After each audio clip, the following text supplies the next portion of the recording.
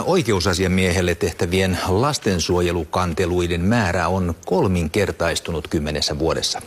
Yhtenä syynä ilmiöön on perheiden jälleenyhdistämisen edistämiseksi tehtävien suunnitelmien laiminlyönti. Oikeusasiamiehen kansliassa arvioidaan, että tämä tulee sekä inhimillisesti että taloudellisesti kalliiksi.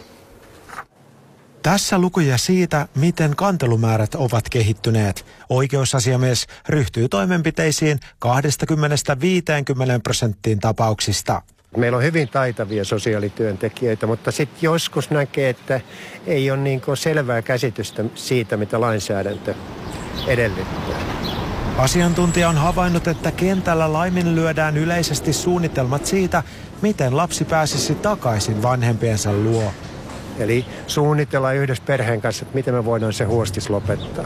Käytännössä sitä tehdään hyvin harvoin. Sosiaalityöntekijät ei oikein tunne sitä, vaikka se on siis laissa säädetty nimenomainen velvollisuus. Tai sitten se tehdään huolimattomasti, vaan todetaan, että ei ole tällä hetkellä edellytyksiä. Kuinka harvinaista perheenyhdistäminen käytännössä sitten nykypäivänä on? Semmoisia lukuja ei ole kenelläkään.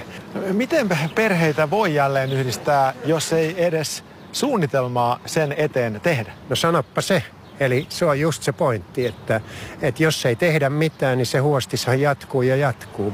Huostaanottoja puretaan harvoin. THL:n mukaan vuosikymmenen vaihteessa huostassa olleista alle 16-vuotiaista lapsista yli 90% oli huostassa vielä 2 vuotta myöhemmin.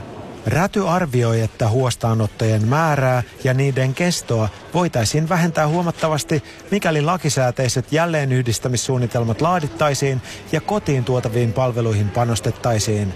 Tämä säästäisi myös rahaa muiden kärsimysten ohella. MTV Uutiset on saanut lukuisia yhteydenottoja perheiltä. Yhteydenotoissa korostuvat epäreiluiden kokemukset ja viestintävaikeudet lastensuojelujärjestelmän kanssa. Ehkä se katkeruus tulee siitä, että vanhemmat kokee, että heitä ei oteta siihen oman lapsensa arkeen ja siihen työhön mukaan riittävästi.